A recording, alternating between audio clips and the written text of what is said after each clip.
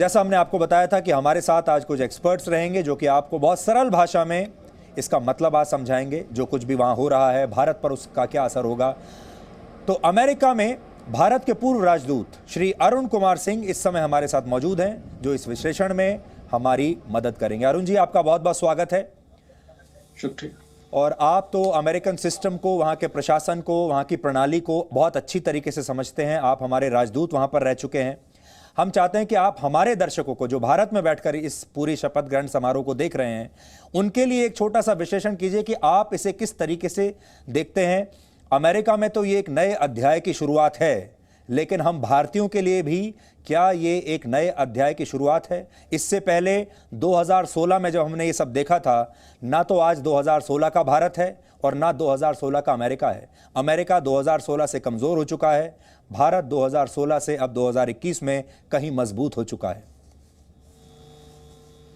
एक तरह से नए अध्याय की शुरुआत जरूर है, लेकिन हमको ये भी ध्यान में रखना है कि अभी जो लोग सरकार में आ रहे हैं, जिसको बाइडेन हैरिस एडमिनिस्ट्रेशन कहा जा रहा है, उसमें कई लोग ऐसे थे जो ओबामा बाइडेन एडमिनिस्ट्रेशन के दौरान वहां सरकार में थे 2009 और 2016 के बीच। और उस समय जो बाइडेन उपराष्ट्रपति थे, उस समय भी अमेरिका ने भारत की काफी सहायता की थी। प्रेसिडेंट ओबामा 2 बार भारत आए थे, उसके पहले किसी भी राष्ट्रपति ने ऐसा नहीं किया था, यूएस के राष्ट्रपति ने। जो बाइडेन इंडिया आए थे 2013 उपराष्ट्रपति के रूप में।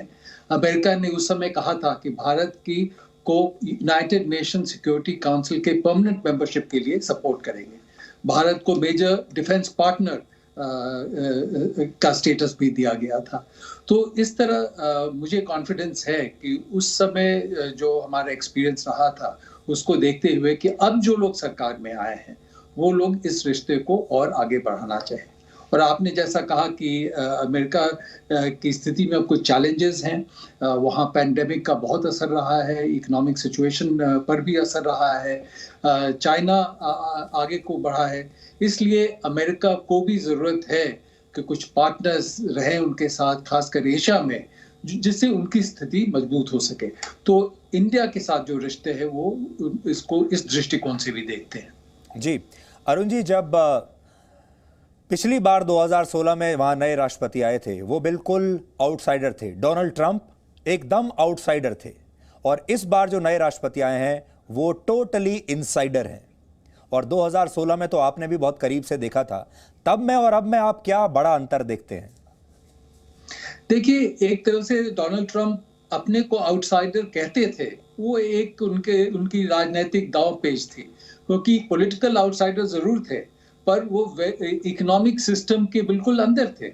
वो एक रियल स्टेट के बैरन थे, मैग्नेट थे, और न्यूयॉर्क में काफी इकोनॉमिक एक्टिविटी में इन्वॉल्व थे, पॉलिटिशियंस के साथ इन्वॉल्व थे। और वो कहते थे कि वॉशिंगटन आके जो वहाँ का स्वैम्प है, उसको हम बिल्कुल खाली कर देंगे।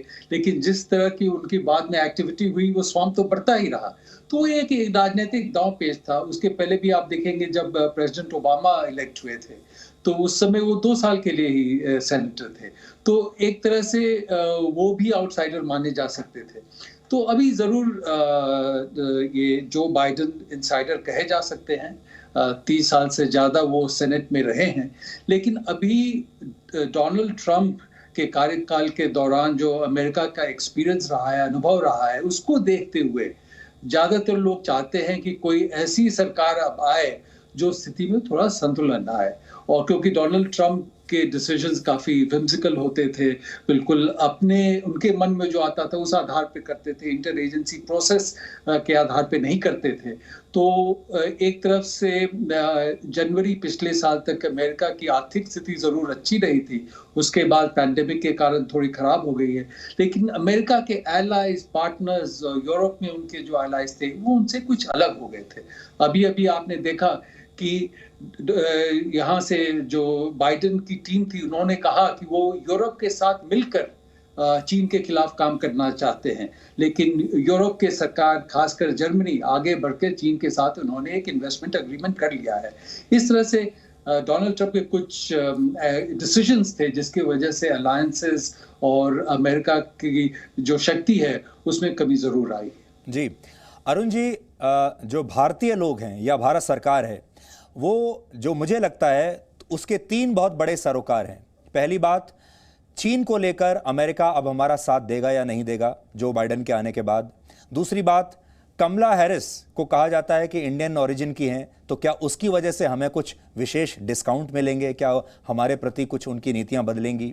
और तीसरी बात यह है कि पाकिस्तान और कश्मीर को लेकर क्या उनकी नीतियां पहले जैसी ही चलती रहेंगी और हमारे व्यापारिक संबंध जो हैं क्या वो पहले से बेहतर होंगे। जैसे H1B वीज़ाज़ का मामला होता है, हमारे दूसरे प्रोफेशनल्स वहाँ काम कर रहे हैं, और हमारे व्यापारिक संबंध, इन पर आप कोई बहुत भारी असर देखते हैं या आपको लगता है कि पुरानी विदेश नीति ही चलेगी? देखिए, जहां तक चीन का संबंध है, अब अमेरिका में एक बाईपार्टिजन कंसेंसस ये है कि चीन अमेरिका के लिए एक चैलेंज है और वो अमेरिका की जो अंतर्राष्ट्रीय स्तर पर जो अमेरिका का इन्फ्लुएंस है उसको कम करना चाहता है। और चीन से एक इकोनॉमिक चैलेंज है, टेक्नोलॉजिकल चैलेंज है, मिलिट्री चैलेंज है। तो जो बाइडेन की सरकार भी वही करेगी जो ट्रंप सरकार कर रही थी चीन के खिलाफ, खासकर ट्रेड इश्यूज पे, और टेक्नोलॉजी चीन को न मिले उसके लिए जो वो एक्शन ले रहे थे। तो वो सिलसिला जरूर चलेगा। जहां तक भारतीय मूल के होने की बात है, तो एक फीलिंग जरूर होती है, एक सेंटिमेंट जो होता है। और कमला हैरिस ने भी कई बार इस बात का जिक्र किया है कि उनकी माँ भारत से थी, उनके ग्रैंड पेरेंट्स यहाँ थे, और बड़े पॉजिटिवली उन्होंने इस बात का जिक्र किया है। लेकिन हमको ध्यान में रखना है कि उन लोगों की पॉलिटिक्स अमेरिका की पॉलिटिक्स है, और अपने आप को आगे बढ़ाने के लिए वो अमेरिकन इंटरेस्ट को देख के आगे बढ़ाएंगे। और जहां तक अमेरिकन और इंडियन इंटरेस्ट में कन्वर्जेंस होगा, वहां सर्टनली हम उनका फायदा उठा सकते हैं। और जहां तक कश्मीर या पाकिस्तान की बात है, वहां पे जरूर वो इस बात को देखेंगे कि भारत के साथ स्ट्रेटेजिक लेवल पे जो कन्वर्जेंस है उसको ध्यान में रखते हुए आगे बढ़ना है। कुछ विषयों पे हो सकता है कि हमारे बीच मतभेद हो, लेकिन बाइडेन सरकार में जो लोग आ रहे हैं उन्होंने कई बार कहा है कि जो भी भारत और अमेरिका के बीच मतभेद है उनको हम दोस्तों के बीच जैसे बात होती है उस तरह बातचीत करके सुलझा लेंगे। और कल ही कुछ जो लोग बाइडेन सरकार में आ रहे हैं, director of national intelligence, secretary of state, secretary of defence, उनकी हियरिंग हुई थी। और उस हियरिंग में उन लोगों ने बार बार दोहराया कि भारत के साथ जो रिश्ते हैं वो बिल्कुल आगे बढ़ाएंगे। जी, आपसे आखिरी सवाल। आप एक डिप्लोमेट के तौर पर पूरी दुनिया में बड़े बड़े देशों में काम कर चुके हैं, बड़े बड़े नेताओं के साथ आपने काम किया है। अगर आप अपनी दृष्टि से देखें, मान लीजिए आज आप एक सर्विंग डिप्लोमेट होते और आप अमेरिका में ही होते, तो आप ट्रंप प्रशासन के साथ एंगेज करने में आपको ज़्यादा आसानी होती या जो बाइडेन के प्रशासन के साथ आपको लगता है कि आपको ज़्यादा आसानी होती? और अगर आप होते तो किस तरीके से आप अपने अंदर बदलाव लाते कि अब समय बदल चुका है, प्रशासन बदल चुका है?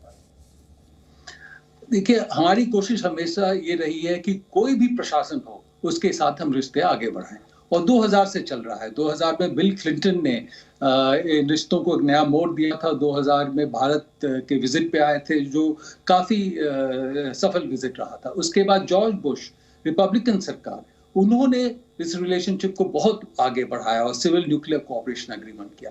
जब प्रेसिडेंट ओबामा चुनकर आए तो लोग सोच रहे थे कि पता नहीं इस समय रिश्ते आगे बढ़ पाए या नहीं, क्योंकि सेनेटर के रूप में उन्होंने सिविल न्यूक्लियर कोऑपरेशन एग्रीमेंट को अपोज किया था। अक्टूबर 2008 में उन्होंने एक इंटरव्यू में कहा था कि कश्मीर के एक मसले पर एक स्पेशल एनवॉय की नियुक्ति करेंगे, और भारत ने उसका विरोध किया था। लेकिन राष्ट्रपति बनने के बाद और लोगों की कोशिशों के कारण उनके कार्यकाल के दौरान भी रिश्ते आगे बढ़े। फिर जब ट्रंप सरकार आई तो लोग नहीं जानते थे कि ट्रंप किस तरह से इस रिश्ते को देखेंगे, क्योंकि जैसा कि आपने कहा राजनीति में वो उतना इन्वॉल्व नहीं थे।